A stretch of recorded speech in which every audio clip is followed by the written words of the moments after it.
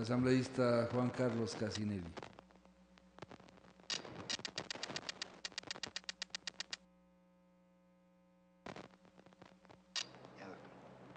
Muchas gracias, señor presidente. Efectivamente, coincido con las expresiones de Jerónimo y Antalema en el sentido de que esta ley que debatimos, este proyecto de ley que debatimos hoy,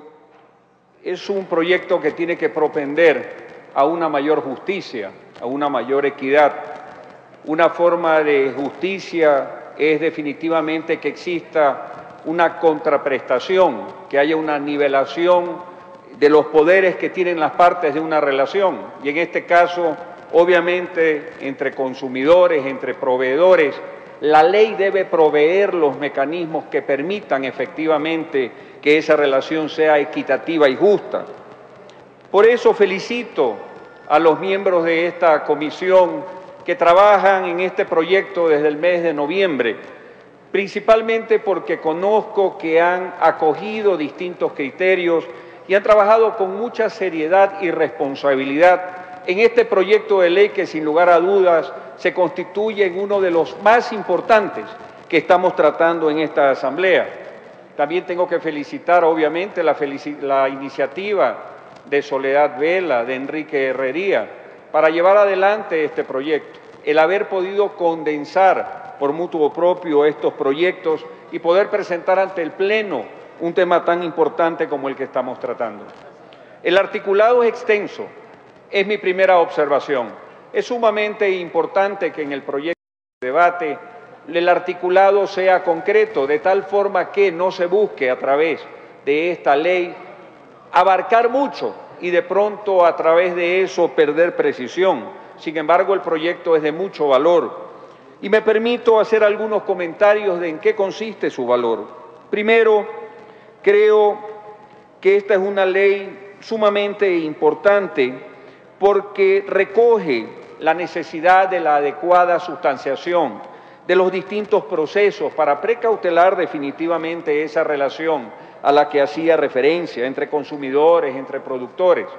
Un debido proceso, porque hoy en día lo que existe es una multiplicidad de procesos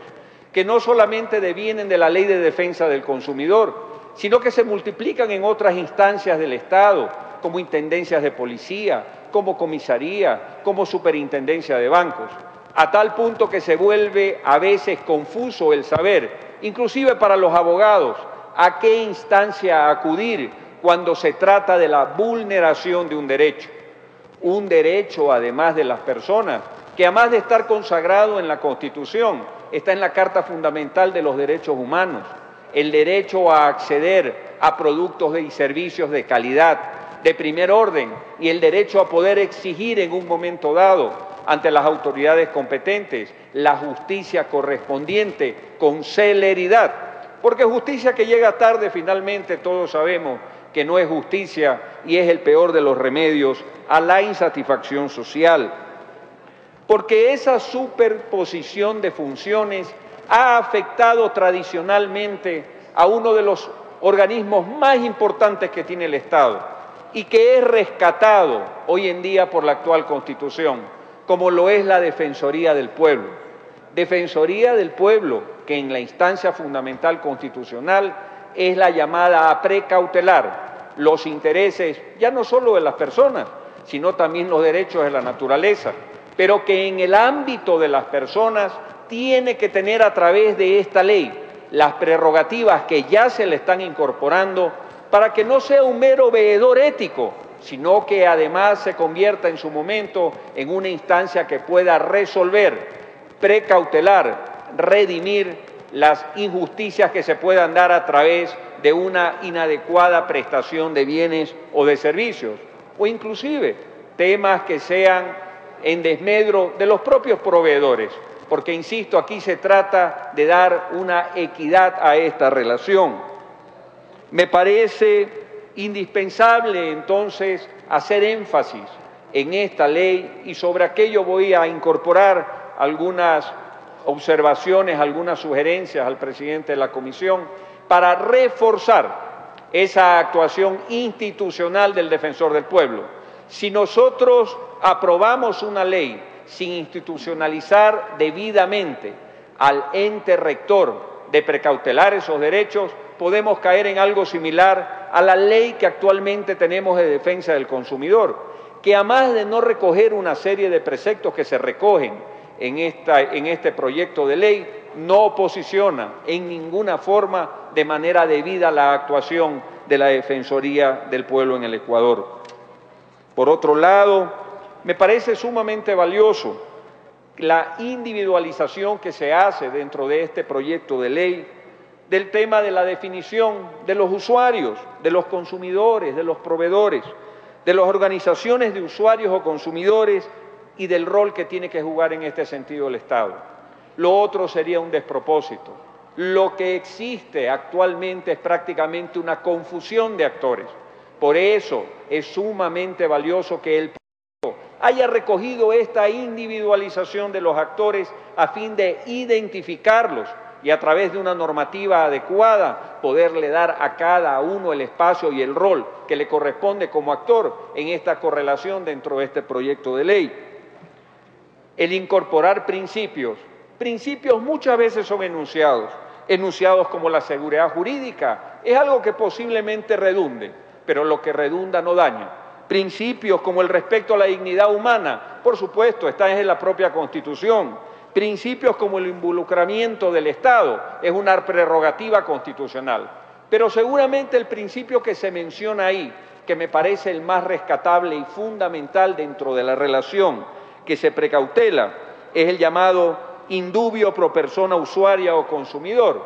porque definitivamente eso permite que en el momento que un usuario o consumidor se vea impedido de un derecho, si existe una duda sobre la norma a aplicar, ese principio del indubio le dé la norma más favorable definitivamente a quien alega el derecho, al consumidor o al usuario. Creo que es sumamente importante la incorporación que se ha hecho de este principio. También el enumerar taxativamente una serie de servicios que no estaban contemplados en la anterior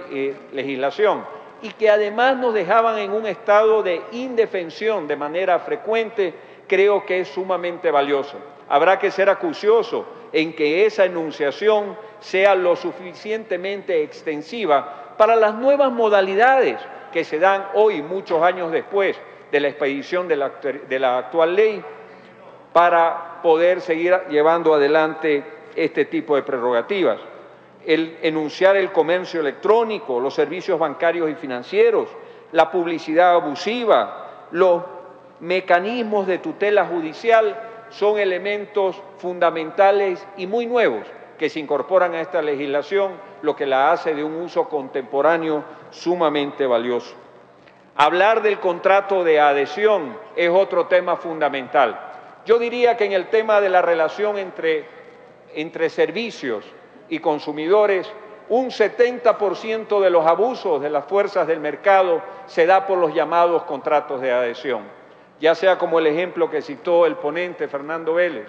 en el sentido de los celulares, ya sea en el tema de los pasajes aéreos, ya sea en el tema del transporte, todo aquello que es un servicio rápido e inmediato que el usuario recibe día a día, pasa por estipulaciones de contratos de adhesión, donde normalmente en la última línea lo que establecen es que se pueden cambiar las condiciones sin previo aviso y ahí vienen normalmente los abusos. El hecho de que se lo haya enunciado, se ponga su naturaleza, sus características y la forma en que tiene que ser publicitado, lo considero de mucho valor. Finalmente, señor presidente, independientemente de hacer llegar algunas observaciones de forma, que no cabe indicarlas en este momento, hacerlas llegar por escrito, creo que hay dos puntos que tienen que ser observados con detenimiento por los miembros de la comisión para prevenir que esta norma, en el caso de ser aprobada, sea una norma que realmente se pueda llevar a la eficacia y a la práctica. El uno es cuando se menciona la creación de una cátedra. Se debe tener muy claro cuál es el ámbito de esta cátedra, dentro de qué tipos de carreras o cuál va a ser la funcionalidad que se le pueda dar. Cuidado, dejamos algo tan importante como es la educación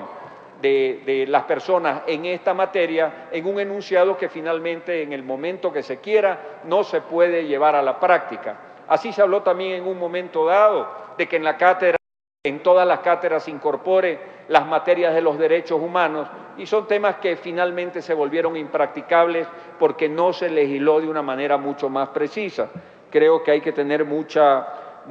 precaución en aquello. Y lo segundo, cuando se mencionan las instancias judiciales especiales, poner los plazos, las prerrogativas dentro de las cuales se tienen que desarrollar estas instancias judiciales, cómo van a funcionar, en qué orden, bajo qué ámbito, bajo qué control. Darle un poco más de especificidad o por lo menos incorporar una transitoria que permita visibilizar en el tiempo que realmente se va a dar esto con efectividad. Hasta ahí mis observaciones, señor presidente.